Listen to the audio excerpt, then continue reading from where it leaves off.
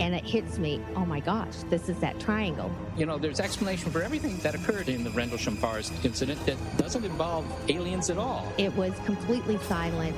It comes right over our heads. He saw a classic flying saucer, really, standing in a clearing. He turned over to my father and held his hand, and he looked in his eyes, and he said, "We're not alone." Welcome to Podcast UFO for our live show. Our live shows are right here at 8 p.m. Eastern Standard Time. Please remember to visit the website, podcastufo.com. Check out the latest blogs and forums, and while you're there, don't forget to like our very active Facebook page. Hello and welcome to the show. I'm Martin Willis, your host. Sam Moranto will be joining us in a second. We're coming at you live on the Dark Matter Radio Network. You can catch us here every Wednesday at 8 p.m. Eastern Standard Time. You can call in during our live show or Skype us, and I'll give you more information later on. Our guest for the show today is Dr. Kevin Randle, who I always think of as a no-nonsense guy. He says it the way it is, and that's what I like about Kevin, and he'll be coming up in a little while after the break. Well, Sam, I want to talk to you about California. I lived out there for about 9 years, and a lot of stuff's been going on, a lot of hoaxing, and of course everybody's been talking about the crop circle. So I have a little bit of beef with California, Sam. I think I do too, a little bit. Yeah. Did you remember the other day I emailed you right after New Year's Day, right after we did our show, and I said to you, look at all these UFO sightings on New Year's Eve. They're all Chinese lanterns. And laughable, isn't it? Oh, there was gobs of them, and pretty much all I had to do was look at the footage. Some of them I don't know because I didn't see all the footage, and they were saying it was throughout the state pretty much, or... Yeah, people were setting off fireworks and setting off Chinese lanterns at the same time. That's basically what was going on. However, there was one guy that said he saw one take off at a high rate of speed, and either that was not the truth, so to speak, or he thought he saw something. Yeah, it could either be the way he was looking at it, or it could be something legit. We've had, in fact, last year, yeah, it was last year, of course. Anything happened prior to a couple weeks ago, it'd be last year. I was speaking at the Plainfield Library, and a woman told me about an experience on the 4th of July. They were at a baseball game, and this huge triangular object just sat there over the baseball game. And she looked up, and she was in awe, and there was like 6 or 7 of them looking, but the rest of them were too engrossed in the game to even pay attention to this thing. Clearly a triangular object sitting perfectly still, and it was huge, directly over the field. Have you noticed how these UFOs seem to be sports fans?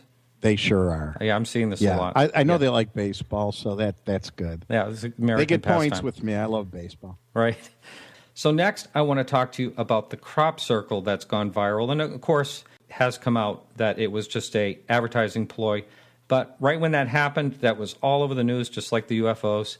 And that was in, I think it was like Chihuahua or something like that, California. There was a guy named Brian Anderson who emailed me the next day, and he said, that is some type of marketing ploy, some type of chip. He works in the technical field, and he knew right away that's what it was. And so I forwarded that to Nancy Talbot, our past guest that does crop circle research.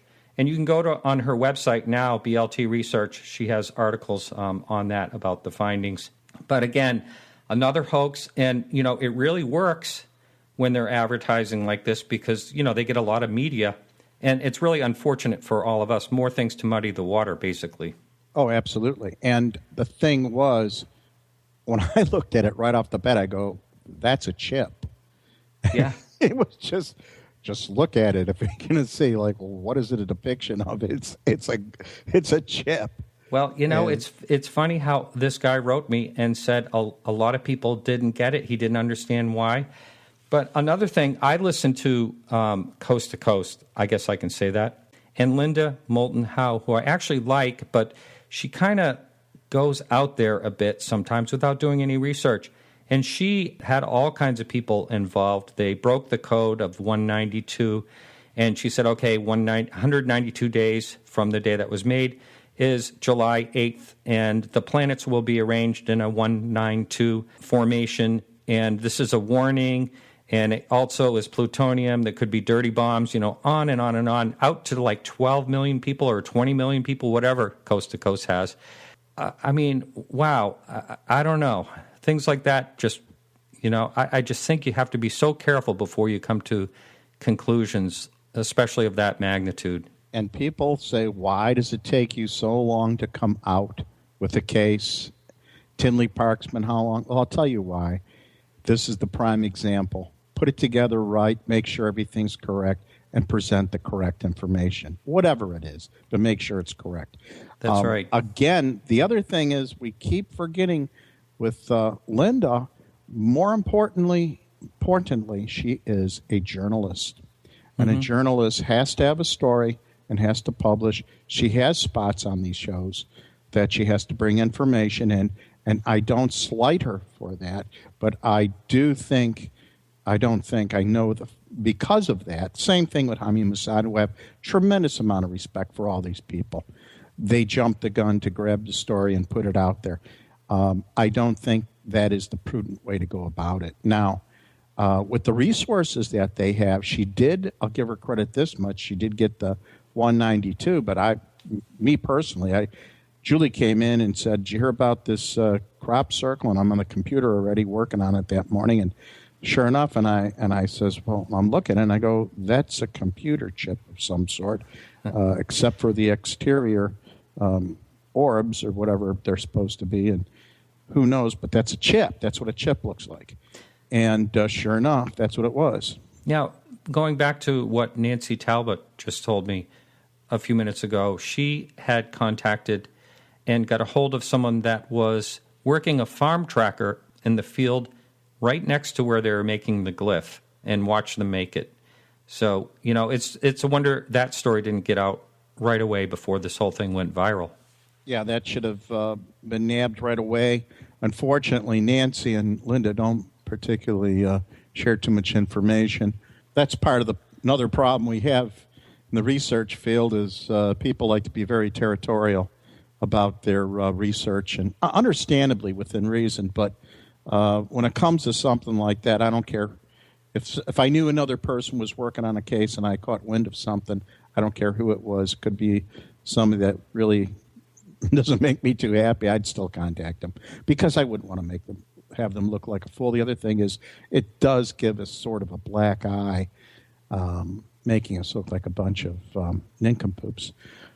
I think so. This whole thing, in California, just what has transpired over the last week, it certainly doesn't help the UFO field in any way, that's for sure. I think that'll do it for this week. And so, Sam, we'll see you back here next week. Most certainly. And I'm busy on cases. So yeah, I heard that you had 6 come in today. Well, we should be talking about that pretty soon, how busy you are. And say hello to Kevin for me. Great guy, an excellent researcher.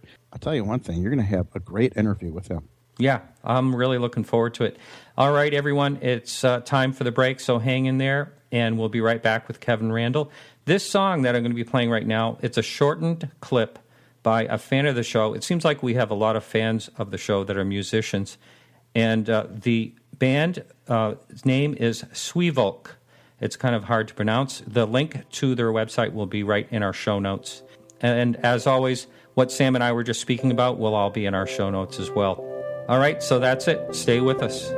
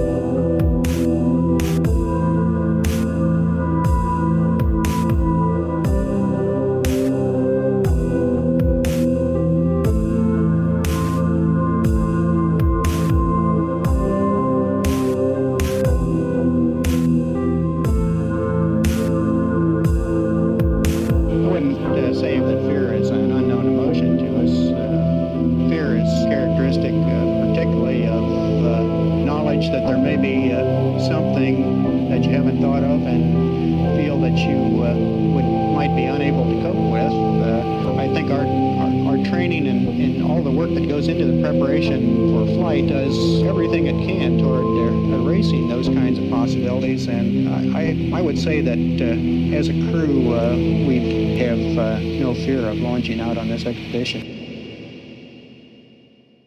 Wow, that sounds like Bob Lazar.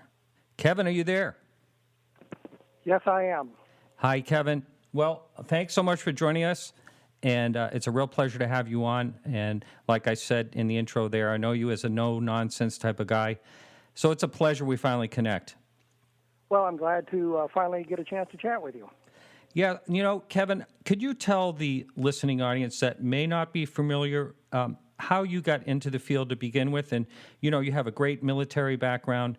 You have a PhD. And can you just kind of go into your whole background?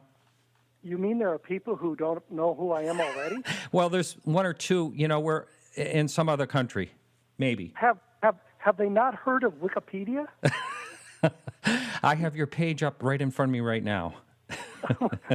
I can read it. I'll read it verbatim. How's that? No. Great, if you'd like to. No, I think, part of the question was how did I get interested in this? Yes. And I always blame my mother for that. She had an interest in science fiction, and I remember as a kid she dragged me to a movie called Earth versus the Flying Saucers. And so that is how I kind of got interested in it in the beginning. So I always blame her for that. I have retired from the military. I retired in 2009 as a lieutenant colonel. I spent a tour in Vietnam as a helicopter pilot. I spent some years in the Air Force, both active and reserve time as a intelligence officer, and then I did the same thing with the National Guard with a tour in Iraq in 2003, 2004, and then retired, as I said, in 2009. I've studied UFOs since I was a kid. There's no other way to put it. It's the only way I can say it. Found some interesting things, learned a lot of stuff about it, and find that in the world today, a lot of the people who are involved with UFOs are more interested in having their opinions validated rather than finding out what the truth is. They will say, well, what's your opinion on this case? And I'll explain why I find the case interesting or I don't find it interesting. And if it's one that they're really into, then they become angry with me because I've bad-mouthed their case. And they've asked me for what my opinion is on a specific case or a specific event. So there's really nothing more I can do than tell them what I think the truth may be, which is not to say I can't be wrong on some of this stuff, but there's an awful lot of information out there about what's going on, and I think we need to look at it in depth. And one of the things we just did on my blog was I had put up a short posting about the Tremonton, Utah film from July 7th, 1952, taken by a Navy warrant officer. And by going through the documentation available, the Condon Committee report on that, the Air Force Project Blue Book files, and all of that stuff, we found out some very interesting things in today's environment. And one of the things we can point to is the Condon Committee. They say, well, they investigated all this stuff. Turns out that the chief investigator on that particular sighting didn't even bother to talk to the man who took the film. All he did was read the Air Force file and say, well, it's probably birds, and let it go at that. It's just a preposterous way to do research. So it's not only the UFO community that does some of that stuff, but it's the alleged scientific community as well. Right. And what are you working on these days? We can talk, go back to, you were such a major researcher in the Roswell case. We can talk about that in a little bit. But what are you doing these days? I've got a book coming out in May.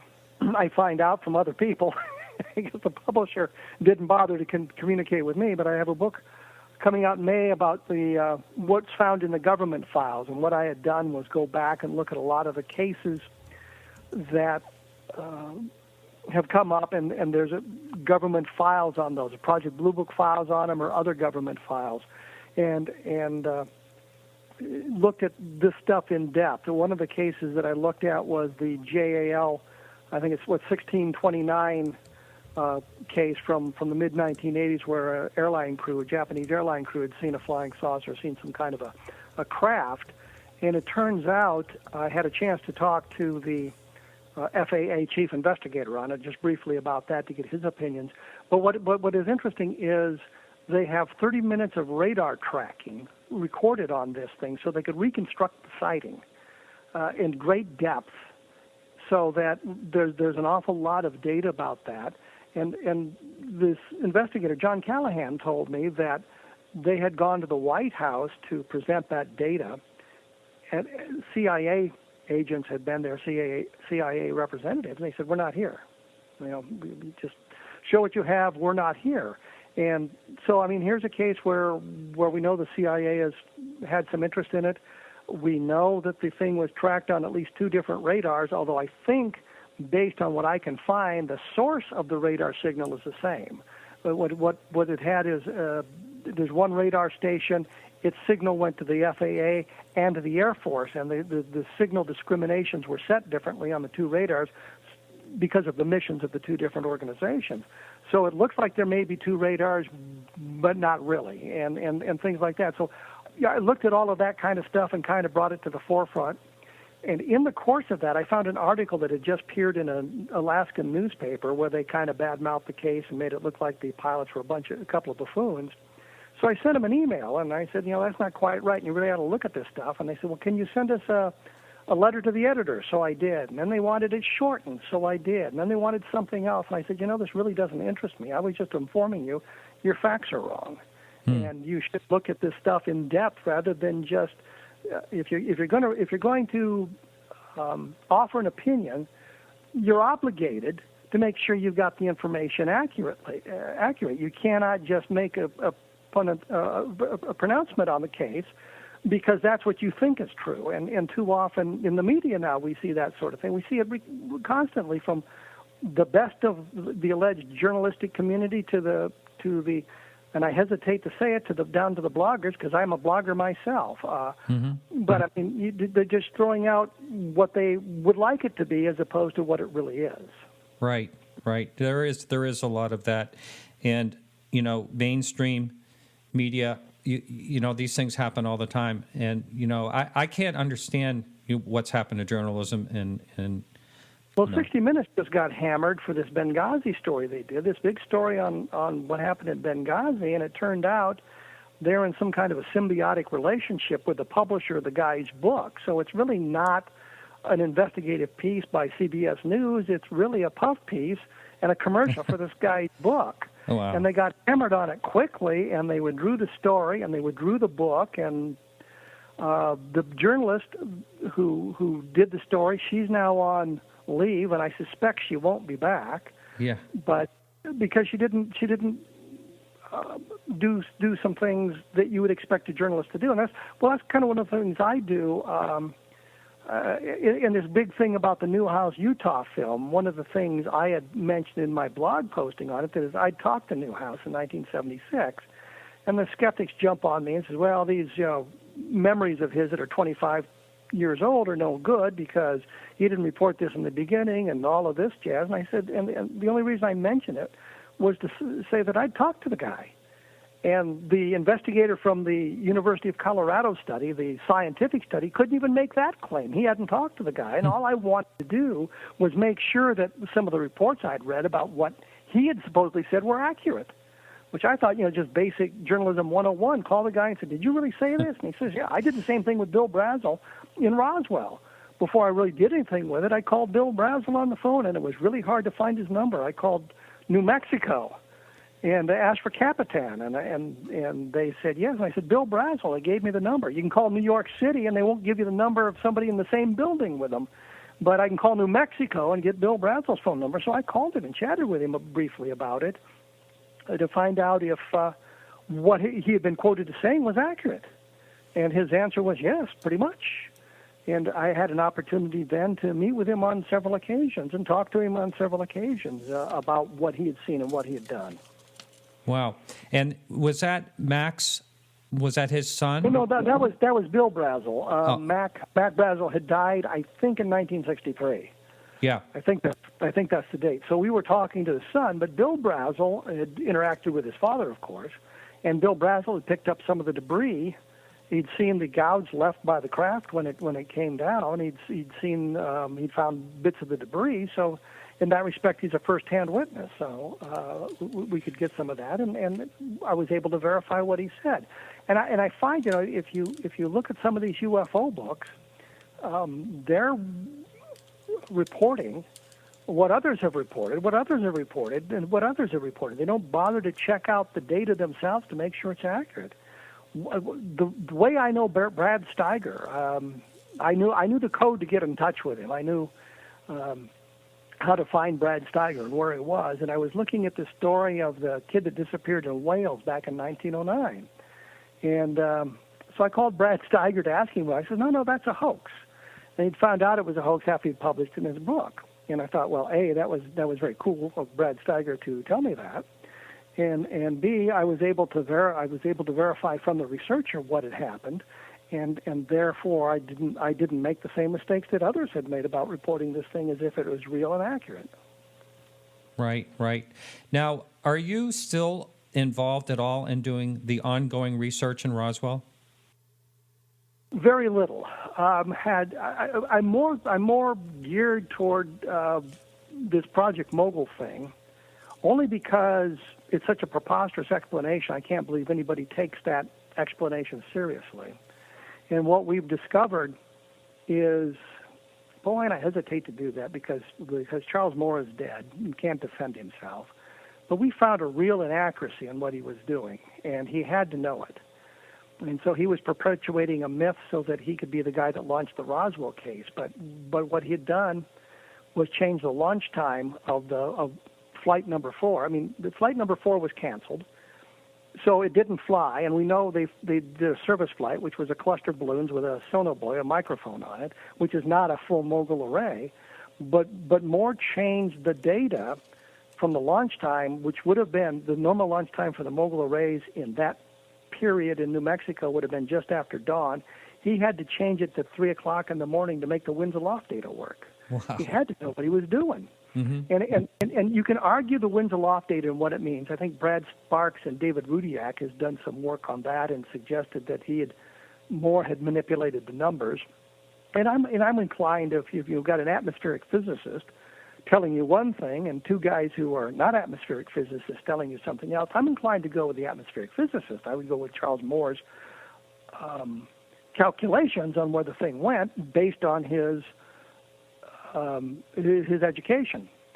But then something that's very easy for all of us to understand is the fact that he changed the time. In the original calculations he'd done, he mentioned the launch time was right after dawn. It's somewhere around 5:15 in the morning in July of 1947. And all the other flights in June of 1947, all the other flights that were launched right after dawn. So we know that, and yet he had to back the time up to 3 o'clock in the morning to make the winds aloft data work. So in one report he said it was launched at just after dawn, and another report they launched it at 3 o'clock in the morning. He had to know what he was doing. The CAA, which is the forerunner to the FAA, prohibited launches of these big, long arrays in the dark because pilots couldn't see them. They could fly into these 600-foot arrays and cause catastrophic failure. So they had to be launched without any cloud cover. And so if you've got some cumulus clouds going up there, it doesn't even have to be much of a cloud cover. They couldn't launch because the clouds could hide these things, and they couldn't launch it in dark. So they couldn't have launched it at 3 o'clock in the morning. And in the diary, the documentation from the time says the flight had been canceled. So, I've been looking into that sort of thing. We found a lot of other stuff, which gets really into the minutia of it. But in the aggregate, what you end up realizing is that Moore's analysis, Moore's report on it, simply isn't accurate. The documentation does not support what he says. Yeah. Now, when did you first get involved in the Roswell case to begin with? It would have been in 1988. The Center for UFO Studies, in looking at, I guess, the Moore and that would be Bill Moore as opposed to Charles Moore. Bill Moore and Charles Berlitz's book on the Roswell incident and some of the things that Stan Friedman had done and said, realized that there was an awful lot of work to be done. And so they proposed reinvestigation of Roswell. And I was invited in because they knew who I was, and I'd worked with them on some things, but they invited me in. By coincidence, I had been at a science fiction convention in June of 1988, and there was going to be a big debate on UFOs, science fiction writers against these guys coming up from the center. I was going to be arguing with the science fiction writers against the guys at the center. And when we got ready to go, it turned out one of the guys couldn't make it from the center, so it would have been 3 science fiction writers against one guy from the center. So I switched sides because it's a debate, and you can do that in debate. In a debate, you're supposed to be able to argue either side. So I figured I'll just argue the UFO side, and got to talking to, turns out to be Don Schmidt. And they remembered that in my military background. So they asked if I would participate in this investigation of the Roswell case, and I said, sure, why not? So Don and I went there in February of 1989. I talked to Bill Brazel. I talked to Bill Brazel in late 1988 and sent him a letter and asked him, if he would meet with us, which he agreed to do. So we met with him in February of 1989 and sat down and chatted with him about what he'd seen and what he'd done. So it's the beginning was, that's a long, convoluted way of getting us to the beginning of the story, and how I happened to meet Bill Brazel. What was really funny is afterwards, he wouldn't meet with anybody else. He would meet with us whenever we're there. We would look forward to meeting with us. He took us out to the debris field where he found his stuff, and it's 8 o'clock in the morning, and we're riding in his ratty old red pickup truck.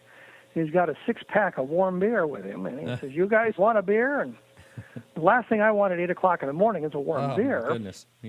But I figured one of us ought to drink with him, so I had a warm beer at 8 o'clock in the morning. But he would always meet with us, and I tried to get him to do the Unsolved Mysteries program, and he just wouldn't do it. And I was suggesting to the producers, what you need to do is this, this, and this to get his interest, and he just didn't really have an interest in doing any of that stuff. But he'd always meet with me or with Don and me when we got down there, and then later on he met with Don and Tom Carey when they were down there. So we opened the door, at least for us, to get to talk to him, and I recorded everything he said to us with audio tape. We wanted to sit down with him to do videotape, and he always said he was going to do it. And whenever we were there with the camera, he just wasn't ready to do it, and has long since passed away, so that ship sailed. But we do have auto recordings, both of him in person and on the telephone, of what he said to us, so we can demonstrate that, yeah, he really said this. Doesn't mean it's true, just means we're accurately reporting what the guy told us. Right. Hey, I want to take calls for anyone out there, any listener out there that would like to call in for any question for Kevin. The phone number here is 603-967-4030. That's 603-967-4030. Or you can Skype me at Marty Willis. That's MartyWillis, all one word. So what is the most profound thing that Brazel said? Did he actually see the debris himself? He had scraps of it. He had picked it up. He had said in the couple of years after this event, he had been out on that part of the range, and he said whenever he was out there, he would look down. They did a lot of the stuff on horseback, so he was riding the horse looking down, and he said he found maybe 10, maybe a dozen scraps of this stuff. He found some what he called monofilament fishing line that he said that when you shined a light in one end, it would come out the other, which of course means it's fiber optics. He found some debris that had the density of balsa wood, very lightweight, and he got out his pocket knife. He wanted to take a shaving of it to see if there was any stratification in it, and he couldn't get a shaving with his pocket knife. He said, I used a pocket knife to cut barbed wire, and I couldn't get a shaving on it. And then he said, but the most interesting piece was this little bit of foil. He said it was like I think he said lead foil as opposed to tin foil or aluminum foil, so it's thicker gauge material. And he said he had it in his chap's pocket, and he pulled it out, and he threw it down on the dresser drawer, and it started to unfold itself, going back to its original shape. And he said, well, then I got to playing with it. So we got some kind of memory metal going on there. And he said he had it in a cigar shop box. He showed it to his father, who said, yeah, that looks like some of the contraption I found. But he was in Corona, New Mexico, talking to his friends and mentioned that he had this debris. And he said the next few days, some fellows from the base showed up. I don't know whether it was the Roswell base, Kirtland, Alamogordo. I mean, they're all within easy driving distance of the Brazel Ranch at the time. And he said it was a really nice fellow, a red-headed captain, a couple of an NCO, and a couple of other enlisted guys. And they made it clear to him that he was going to surrender the material. I said, well, we came to get the material, and he surrendered it to them. And then they went out. He showed them where he'd found it, and they spent a couple of hours looking around out there and then left. So he lost that, which would have been a wonderful bit of evidence for the rest of us as well. Boy. Kevin, just 1 second here. I want to apologize to the listeners that are listening live right now. I guess there's some type of audio crackling or something going on. I'm recording a nice, clean podcast on this side. You'll be able to come to my website and re-listen. I apologize for that. And instead of just disrupting the whole show, I'll just keep going. But we have a person on Skype, Kurt. How are you? Hi. And you have a question for Kevin? Yes, I do. I was wondering, and I missed the beginning of the show, so maybe you've already talked about this, but Paul Hellyer has been in the news. I'm sure Kevin's seen that, and I just wanted his response to that. And I did want to say, though, as best I can tell, Mr. Hellyer's understanding of UFO began with the beliefs of Colonel Corso's book, and I think that's been discredited. So anyway, that's my question, basically. I think you're right that Corso's book has been pretty well discredited. The tale on how he saw the alien body as militarily makes no sense to me whatsoever as a former intelligence officer. If you're shipping a classified thing, whatever it might be, or records, whatever they happen to be, from point A to point B. And in the military, you have what's called a RON, remain overnight, and you plan your route so you only drive so far every day, and then you stop at the closest military base. You plan your route to pass military bases so that you can stay there. So if I'm the convoy commander and I'm shipping this stuff, the last thing I'm going to do is allow those at the local base access to this classified material. And yet he's talking about how they were in there prying up the lids of stuff and looking at it. It just makes no sense militarily. And there are lots of other problems with Corso's book. I met Paul Hellyer in May of this last year, and he seemed to be a very nice gentleman. He has connections into the Canadian government, and I haven't really looked into those with any great depth, so I'm not sure how credible what he says is. And I know that very credible people sometimes are swayed by people who are less than credible, so that the fact that he is believed what Corso said, and I really should say Colonel Corso, because he did retire as a lieutenant colonel, but then again, who didn't? He may not have had the wherewithal and may not have understood some of the outrageous things that Corso was saying. So the fact that he kind of looked at Corso as a credible source doesn't really undermine Hillyer's credibility. It just is one of those things. I mean, there's an awful lot of people. Another fellow is Richard French, and if you look at his military background and what he claimed about his military background, it's accurate. You know, the guy retired as lieutenant colonel. You know, once again, who didn't? He had a very distinguished Air Force career, but some of the other things that he said as he went along don't seem to be grounded in reality.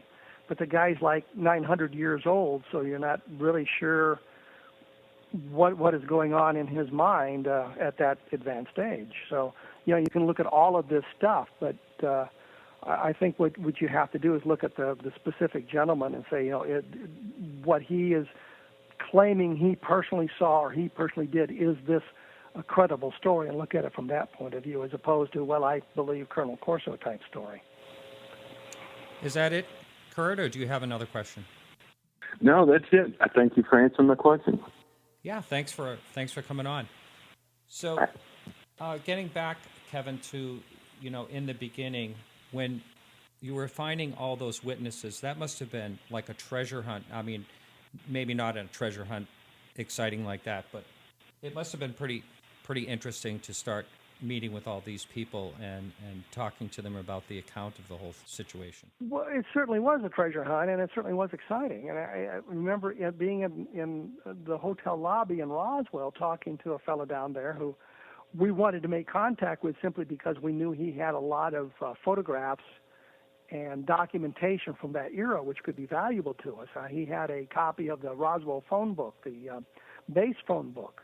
And that became important because Walter Hunt had done a yearbook of the people who were at the base, but Walter said that 10 to 20% of the people assigned to the base in 1947 aren't in the yearbook. The phone book gave us another group of names, and some of whom were not in the yearbook. And this woman was talking to us about her cousin or her uncle, Daryl Rasmussen, and he's not in the yearbook, but he's in the phone book, so we could verify that he was there in the proper time frame. So we were talking to him about some of this stuff, and I had just mentioned to him casually that we needed to see if we could find any of the family of Sheriff Wilcox. And this fellow says, "Oh, I know one of his daughters. Will that do?" Yeah. Can you call her? And he said, sure, he'd call her up. And so we went out the next day and met with her. And it's fun to sit there in the archives and you're going through stuff and you suddenly find the answer to the question. One of the things we did a couple of years ago, somebody said, when was the yearbook published?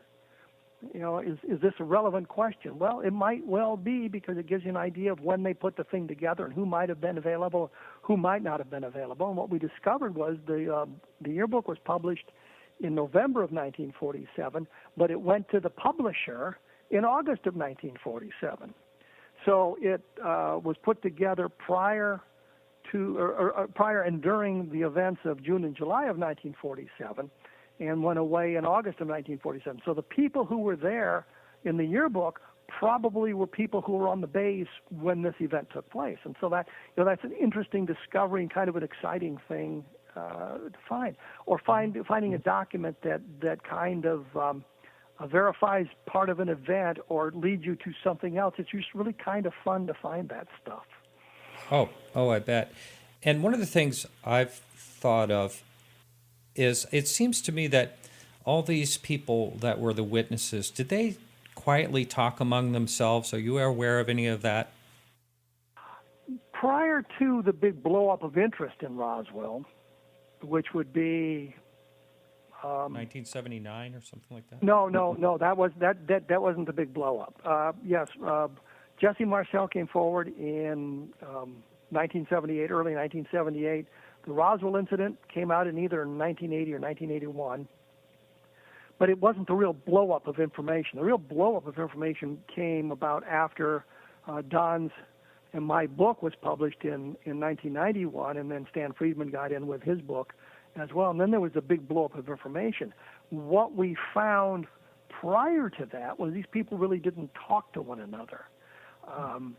But afterwards, then there was a circulating of the information. We found in an article that Inez Wilcox had put together called 4 Years in the County Jail. And the joke was, of course, she was the wife of the sheriff and was sort of the matron of the jail when there were female prisoners and did the cooking and that sort of thing for it. So the joke of the title was she would spend 4 years in the county jail, but as a jailer as opposed to an inmate. And she had the story, and one of the things she talked about was just briefly when this UFO crashed. The problem for us was none of this is dated. The original article doesn't seem to have included that information. It was, I think it was Add A, which means she wanted to add it to page 8. So it went in there. So it wasn't part of the original article, but it came about afterwards. So the question then became, when did Inez Wilcox die? Because if she died prior to 1978, well, this is a wonderful piece of documentation. If she died afterwards, then it could easily be contamination. Mm-hmm. And unfortunately, and I hesitate to say that because it sounds mean, but unfortunately she died after the Roswell Incident book came out, and I would suspect that while that book didn't make a big impact on the rest of the country, of course it made an impact on New Mexico and it made an impact on Roswell. So I would suspect that there was some discussion in the local newspaper or local TV or radio stations about this UFO crash in Roswell. So at that point, I think she might have revisited her article and put that stuff in there. Doesn't mean it's not true. Doesn't mean that she was not writing it from memory. It just means there's a possibility of contamination, and we can't prove it. One of the best things we found is a 2-paragraph statement by Lydia Schleppe. She was the teletype operator at the radio station. I think KGFL was the Roswell station. She was up at the Albuquerque station. I forget what the call sign of it was. But she was the one that was typing the message when it was interrupted and said, "Do not transmit."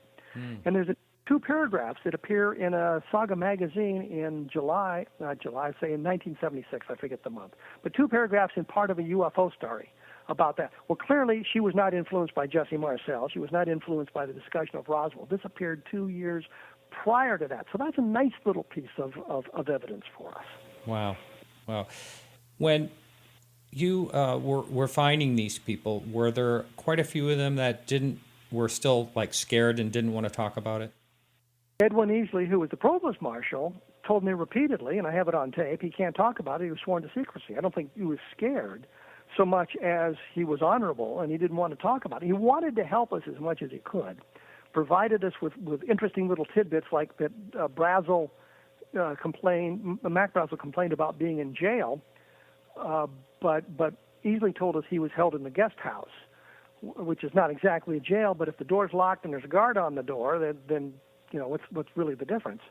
But I mean, Easley gave us that little snippet of information that nobody else had developed, and talked briefly about what he had seen. But when we got specific questions, he would say to me, "I can't tell you about that. I was sworn to secrecy."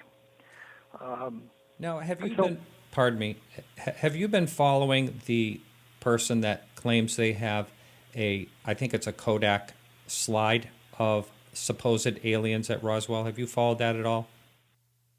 Yes, I have. And what is your? Do you want to talk about that at all? Well, the easiest thing to say is there's no provenance for it. Yeah, that would be the tough one. And that's a tough one to overcome. Apparently, the slide is old enough to have been taken in 1947, but we don't know who took the slide. We don't know who took the photographs. We don't know where the photographs came from. We really don't know anything about it.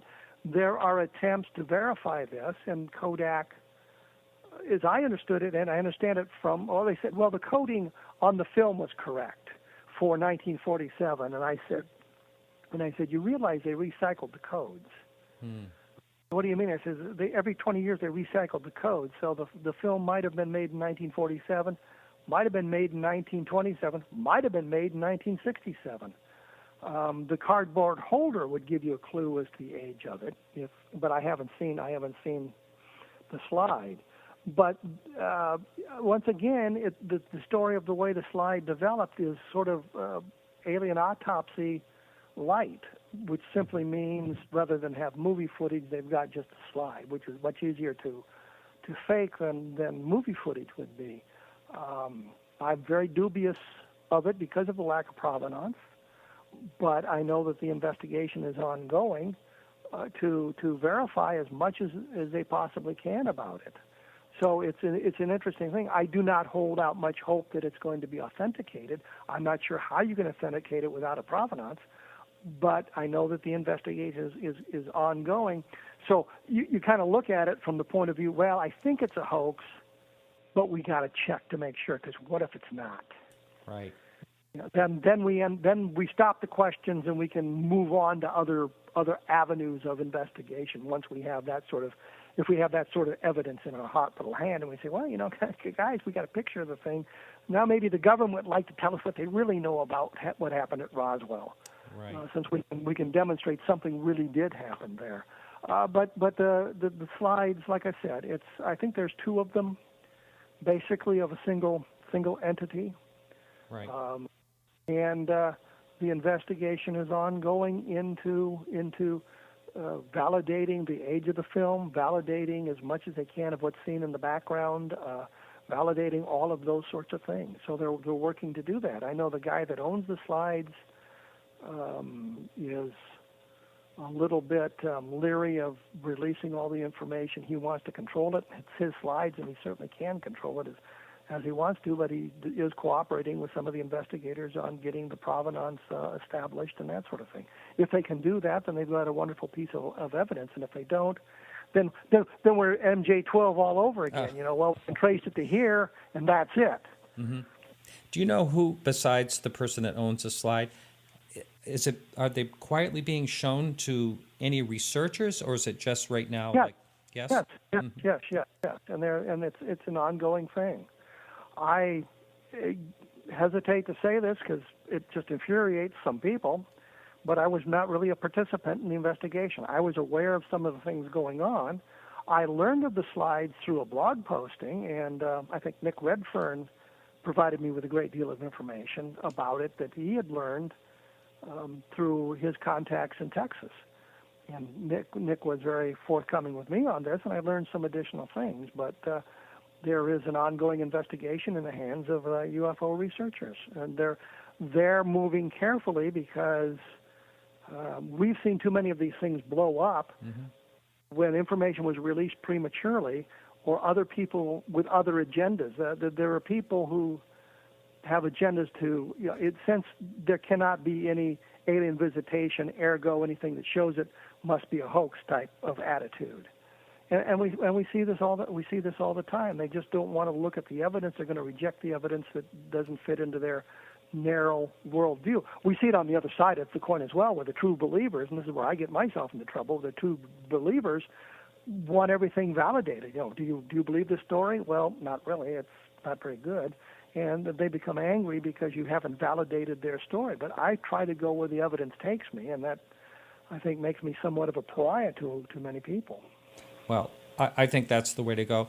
What type of evidence would you think would really crack this case open? I mean, there's all kinds of witness testimony. There's people that claim that they've held, this unusual fabric material in their hands. There's all kinds of claims like that. But what type of evidence, in short, of actually finding in the ground? Well, I've often said, we have to develop multiple chains of evidence, and the testimony is certainly one of change, and it's an important chain. But what we have to do is look at documentation. Is there any documentation? Well, yeah, there is. There's an FBI telex that doesn't really tell us much. There are some newspaper articles from the time that gives us information.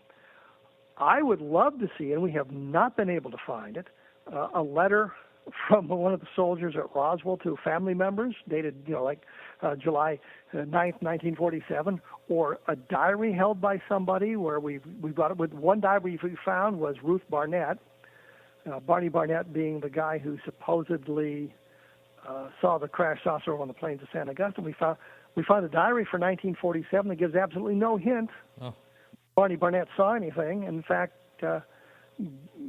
answered some questions for us. I was told of another diary that says this supposedly existed on a ranch up near the Corona area, but it was in an outbuilding. And in talking to Tom Carey, I discovered he'd been down that path already, and the outbuilding was full of snakes and scorpions, two of my very favorite things. But he just couldn't take it any further. And if Tom had not gotten to it, then I certainly wasn't going to get to it, especially if there were scorpions and snakes in the damn building. I wasn't going to be digging around in there looking for a diary. So, I mean, that lead blew up. We've been through all kinds of documentation. I spent hours and hours going through Curry Holden's documentation, Holden being an archaeologist who supposedly saw this thing. He being out of Texas Tech University. And his papers are all at the university. And I spent hours and hours and hours going through his diaries and his records, and even his tax statements and his canceled checks. And so, on the July 4th weekend, we couldn't put him anywhere. He wrote a check to an organization, I think, on Friday morning, and the next time he appears is Monday afternoon. And it's a long weekend because of the 4th of July holiday. But we couldn't establish that he was in New Mexico at the time. Could he have been in New Mexico? It's like a 3-hour drive from Lubbock to Roswell. Even in that time frame, it wouldn't have been that Herculean a task to get from Lubbock to Roswell. So he could have been there with students at any number of archaeological sites in the area. And a lot of the sites, archaeological sites, for example, are hidden by the archaeologists because they don't want trophy hunters getting in there or pot hunters getting in there, disturbing the sites. So, they're usually very coy about these sorts of things. We could not establish him in New Mexico, but we couldn't establish him in Lubbock either. So, I mean, we looked at all that sort of thing, but we cannot come up with the documentation. Frank Joyce, who was the radio announcer at KGFL in 1947, talked to Mac Brazel, according to what Joyce told us. And he said when the story came down, he took a lot of the teletype records and hid them so that they wouldn't be confiscated. So the military came through and took a lot of stuff, but they didn't get all his records. But his records are not helpful at all. It talks about when the story broke on July 8th, there was a teletype message, is this the hullabaloo that was on a ranch down in there last week? And we're going, well, what's that about? But it turns out that was something that took place in, I think it was Las Cruces. It has nothing to do with the Roswell case, but it took us a while to divine exactly what that hullabaloo was all about. So the documentation, I'd love to find a piece of documentation like that with the known province. So one thing we do have is the picture of General Ramey taken in his office on July 8th, 1947, and he's holding in his hand a piece of paper that, with a magnifying glass, you can actually read some words on it, and we're trying to decipher it, but it's held at an angle. It was the focus was on Ramey and not on the piece of paper, so there's interpretation problems, and we're trying to find a way that we can clarify what the document says, so that if you're of a skeptical mind, we say this is how we were able to determine what it says. Here is the scans. See, you follow these steps, you should come to the same place we are. Let's compare notes. So there would be a wonderful piece of documentation with a known provenance, because we know the guy's holding the document. We see him there, and I found the documentation that showed the picture was transmitted at 11:59 p.m. on July 8th, so we know the time. So here's clearly Ramey. It's clearly something that has to do with the Roswell case, because two of the words you can read is weather balloons with a magnifying glass. I mean, a kid with a magnifying glass and an 8x10 can read that much. So we're hoping to be able to clarify more of that. The controversy on that is on a phrase that says victims of the wreck. If it in fact says victims of the wreck, that means one thing, but there are people who interpreted that phrase as saying the remains of the wreck, which is a whole different thing. Remains of the wreck could refer to weather balloon crap, as opposed to, victims suggest biological entities. Remains suggest just debris. So there are things that we're trying to clarify. I hold out a little hope that we're going to be able to do that. We've talked to the right people to get this thing done properly. It's just a question of getting all the pieces now in a row so that we can do what we need to do to find out. But there's been a big controversy about this Ramey memo since the 1990s, and we're hoping that as our technology is now improved, we may be able to clarify some of the sentences and get an idea of exactly what it says. Isn't there a guy in like San Francisco or something that's working on this like on a daily basis? Well, there's nobody really working on it on a daily basis, but I think you're referring to David Rudiak. Right. And he's done an awful lot of work on the Ramey memo, but he's taken it as far as he can take it with the scans that have been made at this point.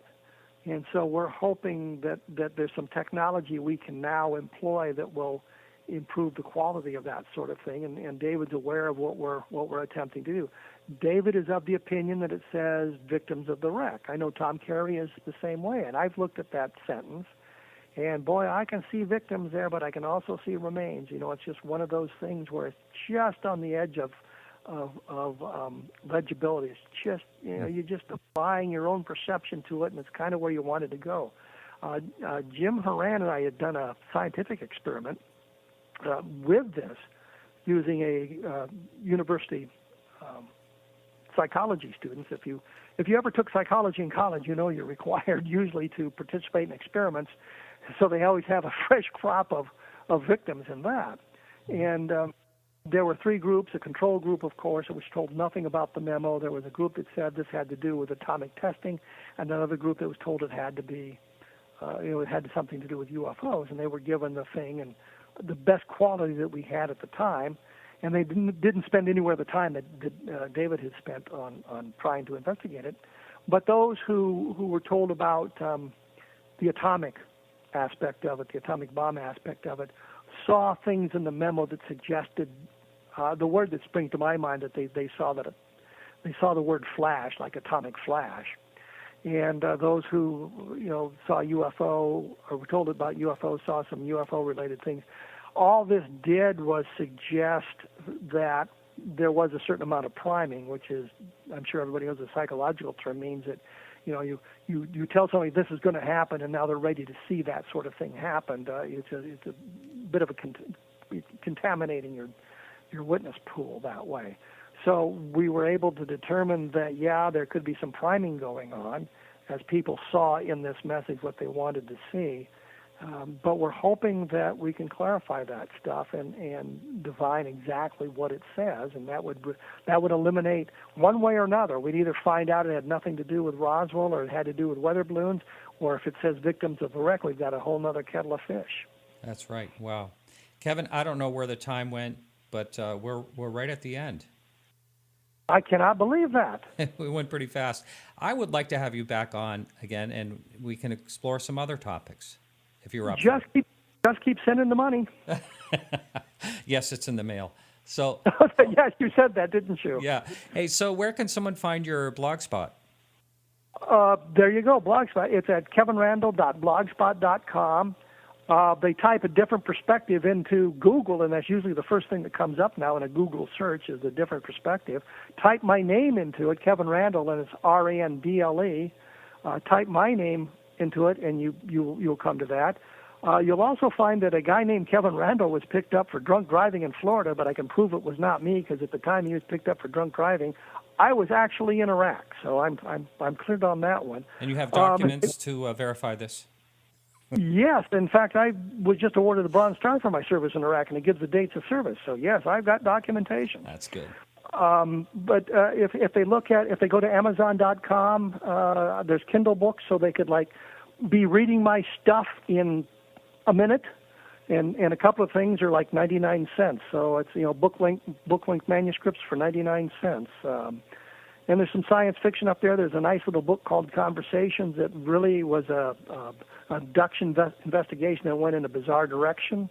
So there's some stuff there. So they can look at my blog, they can look at the books, or they can just ignore everything. All right, great. Well, you take care, Kevin. Well, thank you very much. All right, thank you. Well, that's it for our show today. If you missed any part of this show, you can catch it as a podcast and a whole bunch of other free podcasts on our website, which is podcastufo.com. Also, you can check out links to the stories in our show notes, as well as joining in the conversation in our forums. I want to thank everyone that helped out today, including Carrie Lloyd Whitehouse for our music, Keith Rowland, the producer of Dark Matter Radio Network, as well as Peggy Shunning for adminning our Facebook page. Remember to like us on Facebook for all the latest UFO and astronomy news. You can check us out live next week right here, and every week after at 8 p.m. Eastern Standard Time, 1 a.m. UTC, right here on the Dark Matter Radio Network. Remember to keep your eyes to the sky and your curiosity high. This is Martin Willis, and bye for now.